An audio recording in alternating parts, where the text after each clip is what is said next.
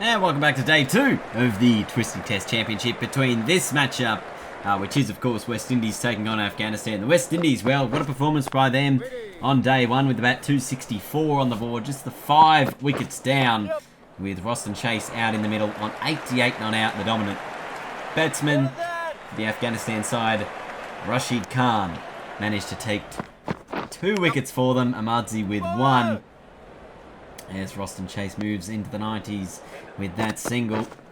And after Afghanistan won the toss on day 1 and they elected to bowl, this hasn't put them in a super good position. They probably would have expected to be sort of batting late in day 1. Unfortunately for them, they only managed the 5 wickets, which has really allowed the West Indies to pile on these runs. And they'll definitely want to take some early wickets today, Afghanistan, if they're any chance of winning this game. The pace bowlers, that is, have only taken 1 wicket between them. Rashid Khan and Zahir Khan have 3 between them, and there was a run out as well. So there's your 5 wicket sources as Roston Chase hits it over mid-off all the way to the boundary, picks up his 100 right on the stroke of the 100th over. 11 fours to get him there. It's been a superb knock. We obviously spoke about, you know, being sent in, and he came in at a time where the West Indies were 4 down and they'd only been able to manage 85 runs at that point.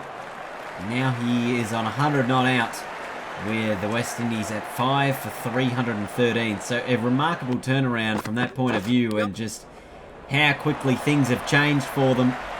It's just been very, very good. That one getting a bit of reward with some luck, with an inside edge that beats the keeper and goes to the boundary. And again, cuts this away really quite nicely. It'll be worth more runs. In the end, it'll be worth, what's that, 4 runs, 3 runs, or 4 runs maybe, or 3 runs. Gee, they were just back and forth and back. A little bit of a mix-up as this one hauls out to the deep and beats the fielder, and the fielder actually saves the boundary there. Keeps it to just 2, I think, in the end. But we look at Dowrich's score as well. He's on 28 from 136, so he's done a really good job of just occupying the crease while allowing Chase to take control of this innings. And you know, again, the simple fact of just not losing wickets has really kept the West Indies in such a strong position here, because as long as they remain 5 down, you know, the more the Afghanistan bowlers get fatigued, the longer they're out there in the field, and, you know, the less sort of stamina they'll have once they do have to come in and bat and really survive for what is shaping as a pretty big first innings total here by the West Indies.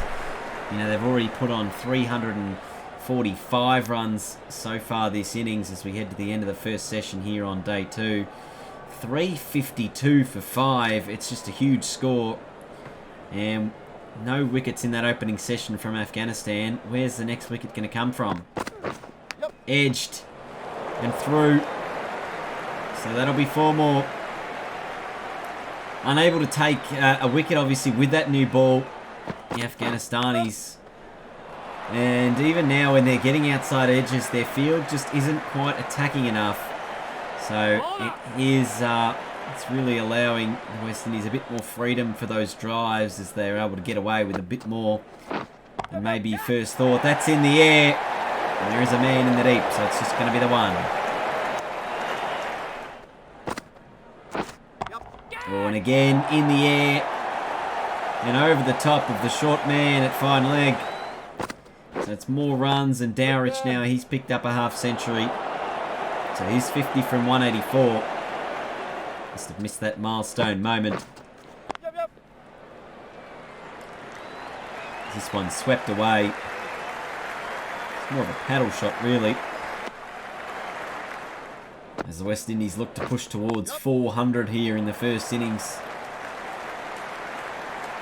And they're still just the 5 wickets down, and, you know, as long as these 2 are remaining at the crease, well, it just makes it more and more of a difficult task for the Afghan side. That's in the air.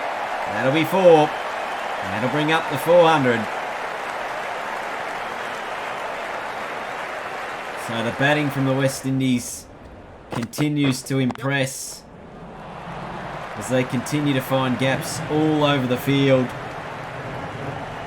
As Chase will pick up 2 more here, move to 1-4-6.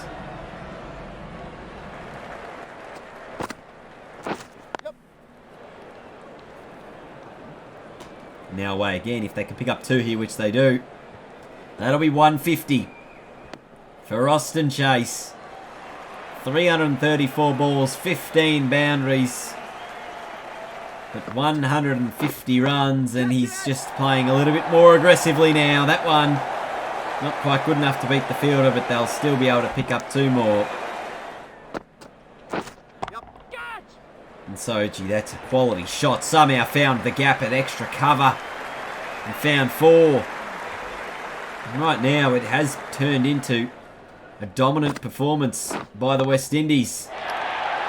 And the aggression is really starting to come out, or at least the risk-taking has increased, as once again, the next session goes down, and again, failing to take a wicket was the Afghan side. Shane Dowrich, 68 from 241 deliveries. Spent so long out in the middle without, I guess, runs on the board. Striking at, what's that, almost 25. And about 28 strike rate. Chase at least going at about 40 or something.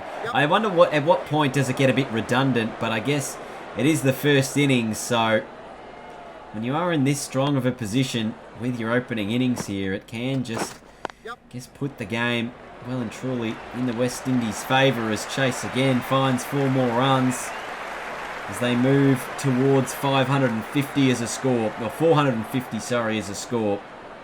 Look at that shot.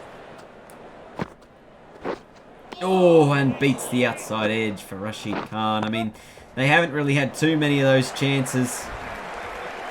They've had the 1 drop catch yesterday, but so far today they've really struggled to find opportunities, and it has just been all the West Indies finding gaps here, there and everywhere.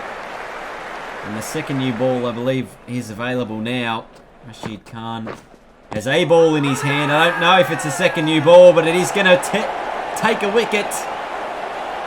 So finally, after 2.5 sessions of Afghanistan not being able to take a wicket, they dismiss Shane Dowrich for 76. Asghar Afghan taking the catch in at short leg.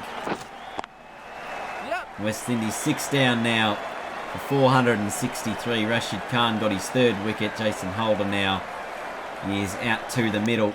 Austin Chase still pushing towards that 200 mark. Rashid Khan, is he able to pick up another one? There was an inside edge again, and the keeper gets under this one. So that's 2 in the space of 3 overs for Rashid Khan. Jason Holder didn't stick around at the crease too long. The keeper with a one-hand catch. If somebody's seen my wicket-keeping gloves, I don't know where they would be. Oh, great shot again from Chase. It's down the ground. It's going to be 4, and he moves to 197.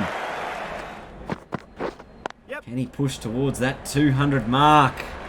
It's just 3 runs away. This is Cornwall, though, who's hit these 3 runs. Moves up to 6. And the score over 500 now. Chase on 199. Tucks it away to the man at mid-off, but takes off for the single. Picks it up and picks up the double 100. 24s, 200 runs, 435 deliveries. Almost 9 hours at the crease. Over 9 hours. 9 hours and 20 minutes at the crease, Austin Chase. For a 200 score. Edged and taken. Cornwall now out. Afghanistan get another wicket. That's the 3rd for the session. 508 for 8. There's Asghar Afghan with ball in hand. And he's got 2. So obviously Afghanistan turning to some part-timers to do some of the bowling. And Asghar Afghan's been able to come in and take 2 wickets quickly. That's a good catch as well. So Kemo Roach out for 2. West Indies 5-14 for 9. Oh, that's close. But I think there was an inside edge. Big noise there. And this will be a dot, and that will be the end of the second day's play. The West Indies, 500 runs on the board. Rost and Chase, 200 runs, not out. 519 for 9, the West Indies, as they finish day 2. Ross and Chase, 201 not out. Jamal Warwick and 4 not out in the middle. Rashid Khan took 4 wickets, and Asghar Afghan late in the day got himself a couple as well. See you all on day 3, where the West Indies, well, they'll probably be with ball in hand.